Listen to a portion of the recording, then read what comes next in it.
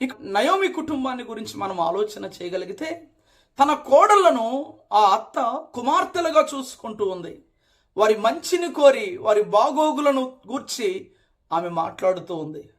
అమ్మ, నా తోటి రావద్దు, నా తోటి వస్తే మీకు ఏమాత్రం ప్రయోజనం ఉండదు, నా వల్ల మీకు ఎలాంటి లాభం ఉండదు, మీరు యవ్వన ప్రాయంలో ఉన్నారు, మరలా తిరిగి వెళ్ళిపోయి పెళ్లి చేసుకోమని వారి క్షేమాన్ని గురించి ఆ అత్త ఆలోచన చేస్తూ ఉంది. కానీ తన స్వార్థం గురించి ఆమె ఆలోచన చేయడం లేదు. కొంతమంది ఇంట్లో కూర్చొని కోడళ్ళ చేత చాకరీ చేయించుకునే అత్తలు ఉంటారు.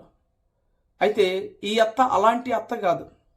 కోడళ్ళు కూడా తమ అత్తను ఒక తల్లిగా భావించి వారు అత్త నీతో కూడా వస్తామని చెప్పి వారు మాట్లాడుతున్నటువంటి మాటలు ఎంత చక్కటి మాటలు. కుటుంబం అంటే ఇలా ఉండాలి అని అనిపిస్తుంది ఆ వచనాలు.